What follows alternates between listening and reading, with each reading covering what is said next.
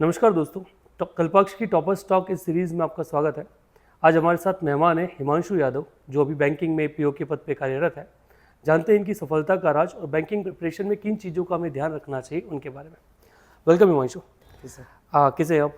बढ़िया हूँ सर, आप कैसे? जानते चाहते हैं आप कौन से एग्ज़ाम को आपने क्रैक किया और अभी किस पद पर कहाँ पे आप कार्यरत हैं? सर मैंने बैंकिंग की जितनी भी एग्ज़ाम्स होती हैं वो सारी दी हैं और मेरा सिलेक्शन आईबीपीएस जो आरआरबी की एग्ज़ाम कंडक्ट कराता है उसमें एज अ पीओ मेरा सिलेक्शन हुआ है। और फिलहाल सर मैं धार रीजन में पोस्टिंग है मेरी। ये आईबीपीएस और अगर मैं आईबीपीएस की एग्ज़ाम के बारे में बात करूं, आरआरबी और जो आईबीपीएस बाकी बैंकों की एग्ज़ाम कंडक्ट करता है, इनके डिफ़िकल्टी लेवल में क्या डिफरेंस होता है? Sir difficulty level almost same होता है सर। अगर पोस्ट की बात करें तो पीओ के एग्ज़ाम्स जो होते हैं उनमें एक एक्स्ट्रा जो इंटरव्यू वाला अ, एक फ़ेज़ होता है वो एक्स्ट्रा जुड़ जाता है। क्लरिकल पोस्ट में इंटरव्यू वगैरह नहीं होते हैं। ओके। बाकी सर एसबीआई क्योंकि एक बड़ी बैंक मानी जाती है, उनकी एग्ज़ाम थोड़ी सी बाकी एग्ज़ाम्स के कंपेयर में थोड़ी टफ पड़ती है। बाकी सो इनकी प्रिपरेशन में ही हमें अप्रोच चेंज करना पड़ता है। जैसे मान लो अगर कोई बंदा बैंकिंग के लिए थ्रू आउट सारी एग्ज़ाम को एक साथ टारगेट कर सकता है। जी सर बिल्कुल, क्योंकि सिलेबस सारी एग्ज़ाम्स का सेम है। आपको डिफ़िकल्टी लेवल थोड़ा ऊपर नीचे मिलेगा लेकिन सिलेबस वाइज सब कुछ सेम है, तो आप सारी एग्ज़ाम्स को एक साथ टारगेट कर सकते हैं। आपने ग्रेजुएशन इंजीनियरिंग से किया, सो इंजीनियर होने के बाद आप बैंकिंग एग्ज़ाम में क्यों आए? सर इंजीनियरिंग कंप्लीट मैंने की, उसके बाद मुझे ऐसा लगा कि मैं एडमिनिस्ट्रेटिव या फिर फाइनेंशियल सेक्टर में ज़्यादा बेहतर अपना परफॉर्म कर सकता हूँ। तो सर पहले मैंने स्टेट सर्विसेज के एग्ज़ाम्स के तरफ थोड़ा सा अपना रुख मोड़ा था। मैंने उनकी उसकी तैयारी भी की लेकिन उसका सिलेबस बहुत वास्ट था सर और मुझे टाइम ज़्यादा लग रहा था। फिर मैंने सोचा कि फाइनेंशियल सेक्टर की तरफ अपना जो डायरेक्शन है चेंज करना चाहिए मुझे। और सर उसमें मुझे कामयाबी मिली। मेरा फर्स्ट अटेम्प्ट में ही मुझे आरआरबी में सिलेक्शन मिला और सर इसके लिए मुझे बहुत अच्छा फील होता है। आपको क्या लगता है किन बच्चों को बैंकिंग के ऊपर टारगेट करना चाहिए और कब से टारगेट करना चाहिए? मीन्स क्या उन्हें 12th के बाद ही इस अप्रोच में आना चाहिए? सर बैंकिंग का जिस तरह से सिलेबस है, अगर आप ग्रेजुएशन कर रहे हैं तो ग्रेजुएशन के साथ उसकी प्रिपरेशन, अगर ग्रेजुएशन के साथ ही उसकी प्रिपरेशन करेंगे तो फर्स्ट अटेम्प्ट में निकलने के चांसेस बहुत ज़्यादा हो जाएंगे। बाकी ग्रेजुएशन के बाद भी अगर आप अपना डायरेक्शन मूव करना चाहते हैं ग्रेजुएशन की तरफ नहीं, जो आपका सब्जेक्ट है उसकी तरफ नहीं और बैंकिंग सेक्टर की तरफ, तो भी आप 1 साल या 2 साल मैक्सिमम में आपका कुछ ना कहीं आप सिलेक्शन ले सकते हैं, क्योंकि सिलेबस सभी एग्ज़ाम्स का सेम होता है और बहुत ज़्यादा टफ एग्ज़ाम्स नहीं है। हालांकि कंपटीशन ज़्यादा है लेकिन सर अगर ठीक तरह से सोर्सेज को फॉलो किया है, अच्छे सोर्सेज को फॉलो किया है और स्ट्रेटेजी अच्छी है अगर आपकी, तो आप सिलेक्शन ले सकते हैं। ओके। आजकल बैंकिंग के करंट अफेयर को लेके बहुत सारी बात हो रही है। मीन्स ये एक नया हवा क्रिएट हो गया है कि बैंक में करंट अफेयर की रिक्वायरमेंट नहीं है, क्योंकि बच्चा मैथ्स, रीजनिंग, इंग्लिश पे फोकस करता है। आपको क्या लगता है करंट अफेयर कितना इंपॉर्टेंट रोल प्ले कर रहा है? सर करंट अफेयर्स एक बहुत ही ज़्यादा इंपॉर्टेंट रोल प्ले करता है, क्योंकि सर प्रीलिम्स तो आप बिना करंट अफेयर्स के निकाल सकते हैं लेकिन फिर आप प्रीलिम्स के लूप में फंस जाएंगे, आपकी सारी प्रीलिम्स निकलेगी, मेंस में दिक्कत आएगी। मेंस में आजकल सर करंट अफेयर को बहुत ज़्यादा महत्व दिया गया है और उसके अलावा सर अगर आप इंटरव्यू फेज़ में जाते हैं तो वहाँ तो मैक्सिमम चीज़ें करंट अफेयर से ही पूछी जाती हैं। तो करंट अफेयर्स को तो सर आपको कवर करना ही पड़ेगा, बिना करंट अफेयर्स के क्या पॉसिबल नहीं। बेसिक सोर्स हैं जिनको हम करंट अफेयर के लिए फोकस कर सकते हैं? सर करंट अफेयर्स के लिए एक डेली न्यूज़पेपर, मैंने इंडियन एक्सप्रेस को फॉलो किया था लेकिन आप द हिंदू को भी फॉलो कर सकते हैं।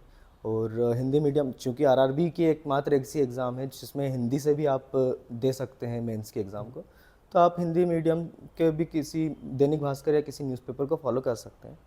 उसके अलावा सर कल्पाक्ष का जो मैंने कल्पाक्ष को फॉलो किया था, कल्पाक्ष के ऐप पे आप करंट अफेयर्स की अच्छी प्रिपरेशन कर सकते हैं, डेली मॉक्स भी मिल जाते हैं, तो वहाँ से सर एक बेहतर प्रिपरेशन हो जाती है करंट अफेयर्स की। ओके।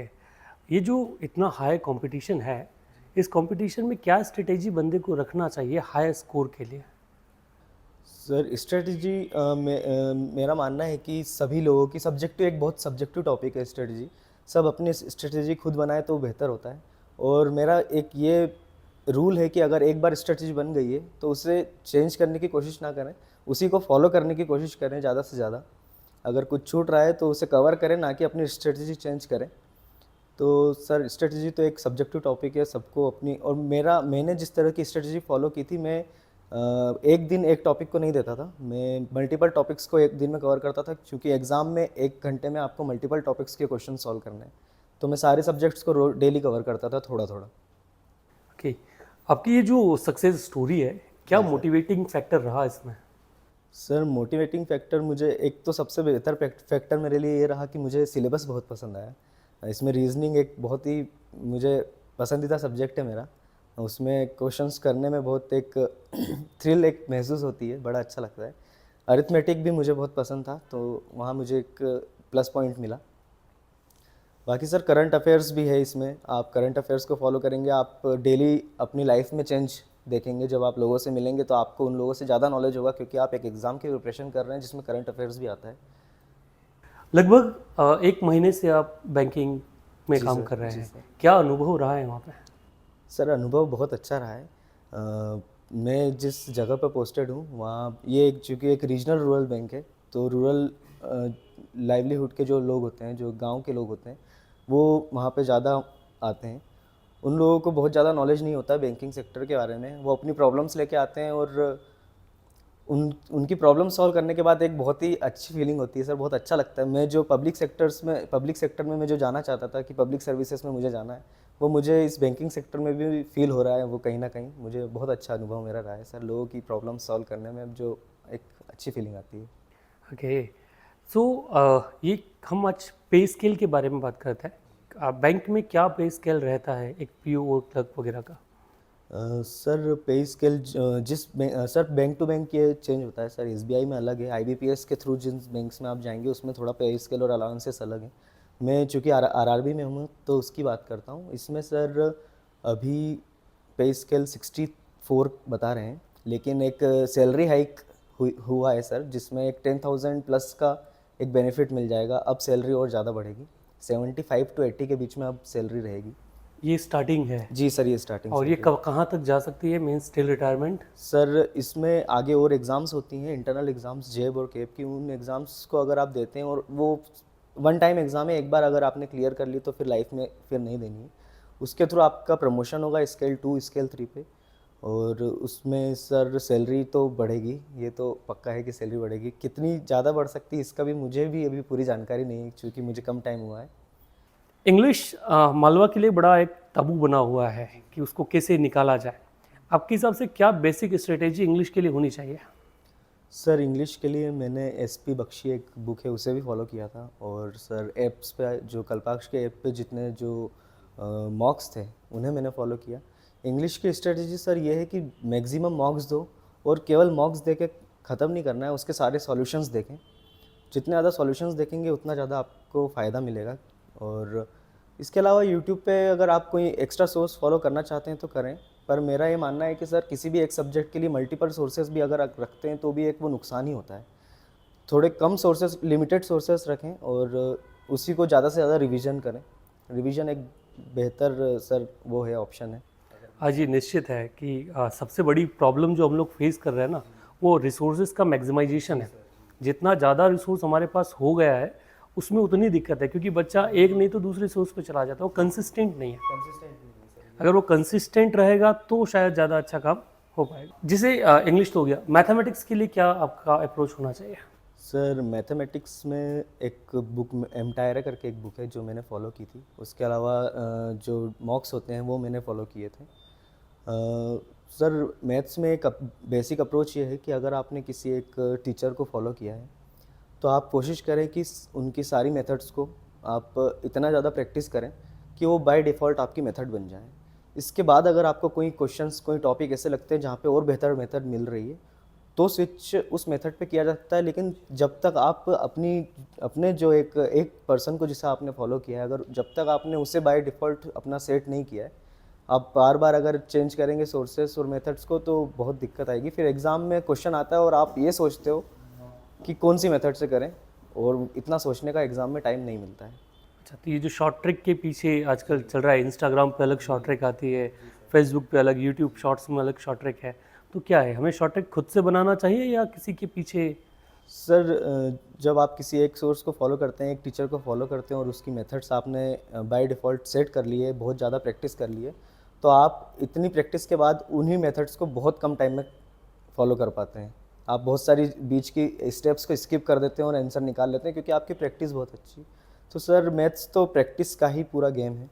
प्रैक्टिस जब तक नहीं होगी, आप कोई सी भी मेथड यूज़ कर लें, आप नहीं, मुश्किल है। और मैथ्स में सर अरिथमेटिक को कुछ लोग, मैंने नोटिस किया है, छोड़ देते हैं। उन्हें लगता है कि अरिथमेटिक के बिना केवल स्पीड मैथ्स के क्वेश्चन सॉल्व करके एग्ज़ाम निकलेगी, बट सर प्रीलिम्स निकल सकती है, मेंस नहीं निकल सकती। अरिथमेटिक एक बहुत ज़्यादा इम्पॉर्टेंट टॉपिक है सर।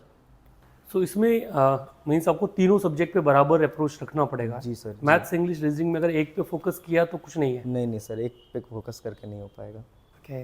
और अगर इसी में रीजनिंग के बारे में बात किए तो रीजनिंग के लिए क्या सोर्स होना चाहिए? सर रीजनिंग के लिए एक परफेक्ट रीजनिंग एक बुक है, वो एक अच्छी बुक है, वहाँ से उसे आप फॉलो कर सकते हैं। लेकिन सर कोई भी बुक आपको रीजनिंग में परफेक्ट नहीं कर सकती। परफेक्ट आप मॉक्स दे के ही हो सकते हैं। टाइमर लगा के मॉक्स दें, क्योंकि मॉक्स में टाइमर होता है, तो वो इस एक बेहतर ऑप्शन है अपनी भी किसी भी प्रिपरेशन को बूस्ट करने का। तो टाइमर लगा के मॉक्स देना एक अच्छा एक ऑप्शन है सर, उसी में आप ज़्यादा से ज़्यादा परफेक्ट हो सकते हैं रीजनिंग के लिए। अगर अपन डेली जो प्रिपरेशन स्ट्रेटजी है, शेड्यूल, अगर टाइम टेबल की बात की जाए, जैसा लोग हर बार बनाते हैं, फॉलो भले कर ना पाए, पर टाइम टेबल को लेके बड़ा है कि हर बंदा एक प्लानिंग कर लेता है। सो क्या टाइम टेबल एक बच्चे का होना चाहिए बैंकिंग की प्रिपरेशन के लिए? What do you follow? Sir time table sir ये भी पर्सन टू वेरी, बड़ा सब्जेक्टिव टॉपिक है, पर्सन टू पर्सन वेरी करता है। कुछ लोग थोड़ा रात में पढ़ना पसंद करते हैं, कुछ लोग सुबह उठ के पढ़ना पसंद करते हैं। मेरा ये टाइम टेबल था सर कि मैं एक 8 बजे करीब में अपना बैठ जाता था। 8 बजे सबसे पहला मेरा काम ये करता था कि मैं करंट अफेयर्स को फॉलो करता था सुबह के 2-3 घंटे में, क्योंकि शुरू से मेरी आदत रही है न्यूज़पेपर पढ़ने की। तो शुरू के दिन के सुबह के 2-3 घंटे में करंट अफेयर्स को देता था। उसके बाद सर मैं अपने टारगेट्स बनाता था कि मुझे कितने क्वांट के क्वेश्चन, कितने रीजनिंग के क्वेश्चन और कितने इंग्लिश के टॉपिक्स को कवर करना है, और उस हिसाब से मैं बाकी अपना दिन जो है फॉलो करता था। अगर कोई चीज़ छूटती थी किसी भी वजह से, तो मैं कोशिश करता था कि अगले दिन उस चीज़ को कंप्लीट किया जाए, ना कि अगले दिन का टारगेट चेंज किया जाए। क्योंकि टारगेट चेंज करने में सर फिर एक आदत हो जाती है प्रोकास्टिनेशन की, कि ठीक है कल कर लेंगे, कल कर लेंगे, वो एक ये हमारा एक जी तरीका है कि जी चीज़ों को टाल दें, टाल आज देने नहीं का। तो कल हो ही जाएगा। जी सर, कहाँ भाग के जा रहे हैं? वही सर। Okay. तो ये चीज़ मैंने फॉलो की सर इस तरह से। आपका अगर हम डेली मॉक्स के बारे में चर्चा करें तो जी। क्या एक दिन में कितने मॉक एक बच्चे को लगाना चाहिए? सर अगर टॉपिक वाइज मॉक्स हैं तो आप मल्टीपल मॉक्स अपने टॉपिक के हिसाब से लगा सकते हैं, जो टॉपिक आज आपने कवर किया था या कल आपने कवर किया था एक दिन पहले। लेकिन अगर सर फुल टेस्ट है तो आप अगर एग्ज़ाम में बहुत ज़्यादा टाइम है, अभी 6 से 7 महीने का टाइम है, तो आप एक मॉक 2 दिन में एक फुल टेस्ट लगा सकते हैं, full mock, full length mock. और जैसे जैसे एग्ज़ाम करीब आएगी आपको अपने मॉक्स डेली करने पड़ेंगे, फुल लेंथ मॉक्स को। और सर सबसे एक बड़ी चीज़ ये है कि अगर फुल लेंथ मॉक लगाया है तो उसे एग्ज़ाम की कंडीशंस में, एग्ज़ामिनेशन हॉल की जो कंडीशंस होती हैं उसी में लगाना बेहतर रहता है। अगर 1 घंटे का मॉक है प्रीलिम्स का, तो आप 1 घंटे बीच में मॉक को पॉज करके उठे ना, कुछ भी कितना भी इम्पोर्टेंट काम हो, आप उस मॉक को ख़त्म करके ही करें उस काम को। क्योंकि फिर अगर बीच में उठने की आदत हो गई सर, तो वो आखिरी तक वैसी ही रहती है आदत। हाँ, और डेडिकेशन हमारा जी सर, करता है। और ये ज़्यादा दिक्कत सर मेंस के मॉक में देता है, क्योंकि मेंस के मॉक्स 3 घंटे के होते हैं, और 3 घंटे की बैठक एक बार में बनाना थोड़ा सा एक शुरू में दिक्कत आती है। अगर आपने घर पे 3 घंटे के मॉक्स एक बार में एक बैठक में नहीं लगाए, तो आप एग्ज़ाम हॉल में बहुत ज़्यादा डिस्ट्रैक्टेड फील करेंगे, क्योंकि 3 घंटे आप बैठे ही नहीं कभी। स्टूडेंट के बाद जब सिलेक्शन हुआ जी और जब आप अधिकारी बन गए, जी सर। तो क्या चेंज आपने फेस किया इसमें? कैसे आप वर्क लाइफ बैलेंस पे लेकर आए? सर पहला तो सर चेंज ये रहा कि लोगों ने बहुत ज़्यादा कॉन्ग्रेचुलेट किया, तो बड़ी एक खुशी फील हुई। अब मैं जहाँ जहाँ भी गया, जिस बैंक में भी गया, कुछ चीज़ों को पूछने के लिए सिलेक्शन मतलब अपॉइंटमेंट से पहले, वहाँ मुझे जो रिस्पेक्ट मिली वो मुझे बहुत पसंद आई सर, क्योंकि इतनी रिस्पेक्ट एक स्टूडेंट को नहीं मिलती है जनरली। तो वो एक बहुत ही एक अच्छा मुझे फील हुआ लाइफ में। इसके अलावा sir work life balance banking sector से ज़्यादा बेहतर और कहीं मुझे नहीं लगता कहीं होगा, क्योंकि यहाँ पे आप एक बार बैंक बंद हुआ, उसके बाद आपको घर पे ज़्यादा काम नहीं रहता है, आप अपनी लाइफ के दूसरे जो भी पर्सपेक्टिव्स हैं उनके ऊपर ध्यान दे सकते हैं।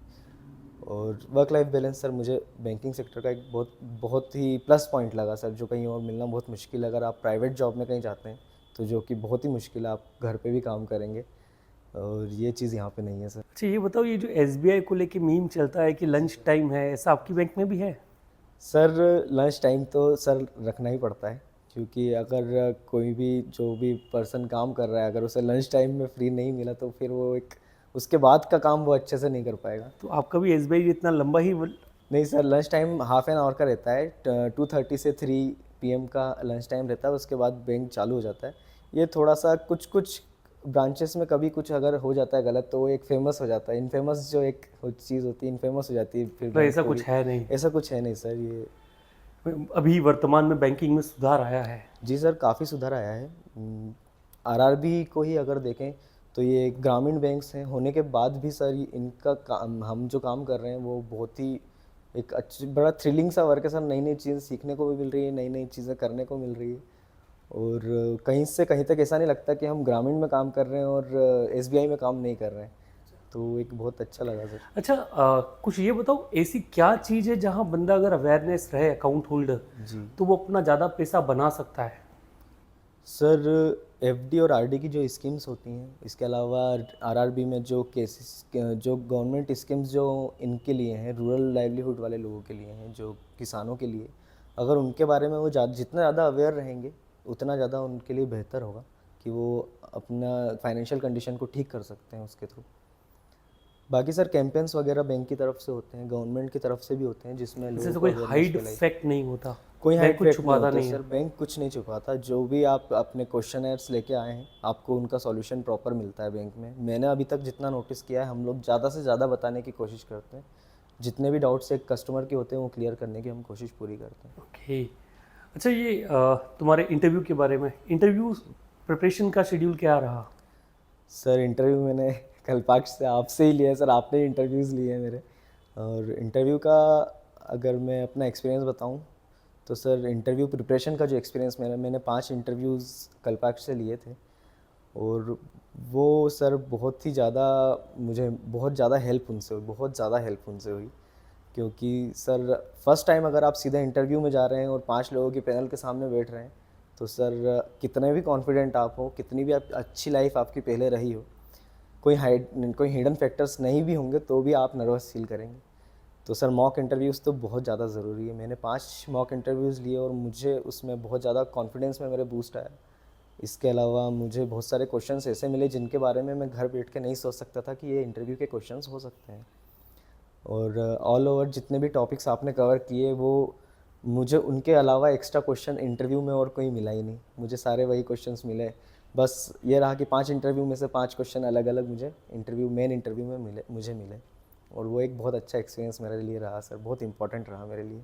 Means we are going in right direction. जी सर, जी जी सर, जी सर, जिस तरह से आपने क्वेश्चंस क्रिएट किए थे, और जहाँ तक मुझे याद है सर 45-45 मिनट भी हमें एक एक इंटरव्यू में, एक एक घंटा भी हमें एक एक इंटरव्यू में लगा है, और मेन इंटरव्यू जो होता है वो 10 मिनट 15 मिनट से ज़्यादा का होता नहीं है। तो यहाँ पे जो सर चीज़ें मुझे सीखने को मिली वो बहुत ही अलग थी, बहुत मुझे बेहतर लगा। उसके बाद मेरी पर्सनैलिटी सर बहुत ज़्यादा इंटरव्यू में अच्छी रही। कल्पाक्ष को ओवरऑल अगर रिव्यू करना हो अगर हमारे जी सर, ऑडियंस के लिए? जी सर, कल्पाक्ष सर एक बहुत मुझे एक अच्छा इंस्टीट्यूट लगा। मैंने कब सबसे बड़ी बात तो ये कि मैंने इसके अलावा भी सर एक जगह मैंने ट्राई किया था कि ये सोच के कि मुझे मॉक इंटरव्यूज़ ज़्यादा मिल जाए, लेकिन जो एक सर डिसिप्लिन वाली चीज़ होती है सर, मुझे वो वहाँ फील नहीं हुई और मुझे छोड़ना ही पड़ा। टाइम वेस्ट हो रहा था, सही बात तो ये। फिर मुझे यहाँ पे कभी भी ऐसा फील नहीं हुआ, मैं इंटरव्यू के 5 मिनट पहले आऊँ, 10 मिनट पहले आऊँ, कभी भी आऊँ, इंटरव्यू का जो टाइम है वहाँ उस टाइम पे इंटरव्यू शुरू हो जाता था। और इंटरव्यू जितना ज़्यादा मैंने जितना ज़्यादा सोचा था उससे ज़्यादा बेहतर एक्सपीरियंस मुझे यहाँ मिला। जितने ज़्यादा क्वेश्चंस आपने पूछे, जिस तरह से आपने मुझे गाइडेंस किया इंटरव्यू के लिए, वो एक बहुत सर मेरे लिए प्लस पॉइंट रहा। Thank you. जी सर। सिलेक्शन के बाद घर का क्या माहौल रहा है? सर घर वाले काफ़ी खुश हैं, और सर जिस दिन रिज़ल्ट आया था उस दिन तो सर घर पे थोड़ा सा इमोशनल हो गए थे सब, क्योंकि मैं पहले 2 साल मैंने प्रिपरेशन दूसरे एग्ज़ाम्स की है और मुझे कहीं सफलता मिली नहीं, तो थोड़ा एक टेंशन वाला फैक्टर रहा था, मुझे भी टेंशन था, घर पे भी थोड़ा टेंशन था। तो जब सर सिलेक्शन की खबर मिली तो सर बहुत ज़्यादा इमोशनल हो गए थे, मम्मी तो बहुत ज़्यादा इमोशनल हो गए थे। और सर एक बहुत अच्छा मुझे एक्सपीरियंस रहा वो दिन सर बहुत अलग होता है। अच्छा, ये जो गवर्नमेंट जॉब और शादी का जो कनेक्शन है, तो तुम्हें लगा कि गवर्नमेंट जॉब के बाद, मिलने के बाद शादी का जो एक फैक्टर चालू हुआ है, रिश्ते में कुछ चेंज? सर हाँ सर, कहते तो हैं, और सर हाँ थोड़ा फील मैंने भी किया, क्योंकि सर आते हैं, मतलब अगर आपको गवर्नमेंट जॉब है तो आपकी वैल्यू अभी होना नहीं चाहिए, लेकिन सोसाइटी में सर ये एक मेंटेलिटी है कि गवर्नमेंट जॉब वालों को थोड़ा सा ज़्यादा रिस्पेक्ट दी जाती है। मतलब रिश्ते आने चालू हो गए हाँ हैं। जी सर। तो क्या दहेज भी उसके आधार पे चेंज होता सर है? दहेज तो सर हम लोग मतलब मैंने तो अपने पर्सनली ये बना रखा है, ये मेरी मेंटेलिटी बना रखी है कि इस तरह की चीज़ों को जितना ज़्यादा अवॉइड किया जाए। नहीं, और ऑफर तो आते मतलब होंगे। सर ऑफर्स आते हैं, लेकिन वो और गंदा लगता है सर, थोड़ा सा अजीब सा लगता है कि लोग ऑफर दे रहे हैं पैसे का, अच्छा नहीं लगता सर। तो तो सेल लग रही है। वही, हाँ सर, ऐसा लगता है कि खरीद रहे हैं हमें। हाँ, बट वो कहीं ना कहीं कई बार बोलता है ना लेकिन बंदा कि सर यार, ये बात सही है कि हाँ सर ऑफर्स आते हैं, गवर्नमेंट जॉब है तो ऑफर्स आते हैं। तो फिर आपका जो मेहनत है मीन्स वो पेड ऑफ हो रहा है। हाँ सर पेड ऑफ तो उसी दिन हो गया था सर जिस दिन सिलेक्शन हुआ था। वो जो एक दिन जो फील करते हैं आप, वो आपकी जितने भी टाइम आपने मेहनत की है वो आप पूरी तरह से वो वर्थ इट होता है। आप अपनी एक एक चीज़ आपको याद आती है उस दिन कि आपने क्या किया था। आप जब अपनी उस डायरी को ओपन करते हैं, जिस डायरी में आपने अपने स्ट्रेटजी बनाई थी, जिसमें आप डेली टारगेट्स लिखते थे, और जब उस डायरी को पलट के देखते हैं कि हाँ मैंने किया है कुछ, तब जाके मुझे आज ये मिला है, तो सर बहुत अच्छा फील होता है sir. So that's it friend. शायद सारे क्वेश्चंस आप लोगों के आंसर रहे होंगे। थैंक यू हिमांशु, आपने थैंक एक यू सर। अमूल्य टाइम दिया हम लोगों को। थैंक यू सर, मुझे बच्चों को एक बुलाया। डाइवर्स चीज़ इन चीज़ों से मिलती है, एक जी सर। मोटिवेशन भी मिलता है कि यार अगर हम में से ही कोई बंदा कर सकता है तो शायद हम लोगों के लिए भी ईजी रहे। So that's it for today guys. मिलते हैं नई सीरीज में किसी नए टॉपर के साथ, और तब तक कल्पाक्ष की बैच की डिटेल्स आप निकाल सकते हैं। एडमिशन ओपन है नए क्लासेस के लिए, फिर वो यूपीएससी, एमपीपीएससी हो या आपका बैंकिंग एसएससी का एग्जामिनेशन। Thank you.